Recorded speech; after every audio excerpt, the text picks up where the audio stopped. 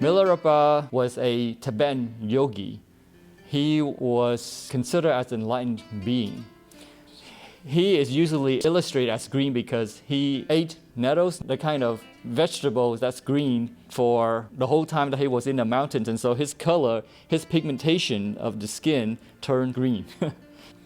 He was born in 1052 and passed away in 1135. And he lived in the mountains, in a cave all by himself.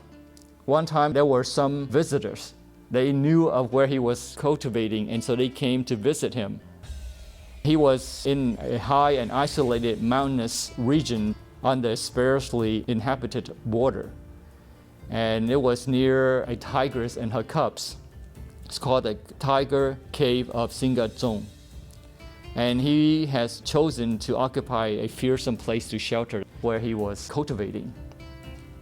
One time he was visited by a group of people, and they did not feel very comfortable being there. But to Milarepa, he found the atmosphere to be very peaceful and tranquil. And he thought that it was just a wonderful environment for him to cultivate because he was able to harmonize with the environment. He found his meditation to be very calm and full of energy and joy, whereas the visitors did not have that kind of sentiment. It was Milarepa's attitude that was simply to make best use of his environment, and he was able to harmonize his meditative mood and his spiritual aspirations with the environment. But in contrast, his visitors felt that this place was very perilous and isolated, and they did not feel very comfortable being there. If we have had any kind of mental picture of the remote place up to now, it has been bleak, barren, and inhospitable. The tiger's cave offers nothing in way of comfort. And even to the eye of Tibetan training monks, the visitors, they would think that place would be very eerie and dangerous to dwell. But Milarepa gave a song in response to that, was that he said, negative emotions get in the way of our appreciation of things and reduce our ability to see the world around us. Our afflictions, our emotions stir us up, and we don't see the tranquility of the environment. We don't see the harmony, but we see aggression according to our emotions. Milarepa, however, was full of praise of it in the isolation, mountainous terrain. And he talked in terms of color and light and flowers and birdsong. So to him, the environment did not affect him, but it harmonized with him. He harmonized with the environment. But the visitors, on the other hand, their negative emotions got in the way of their appreciation of things and reduced their ability to see the tranquility around them. They see the loneliness of the location and the almost unbroken solitude of Milarepa's existence. And this is what makes the place frightening for them, the visitors. Being overpowered in this way by the sense of solitude, they don't see the beauty of that location.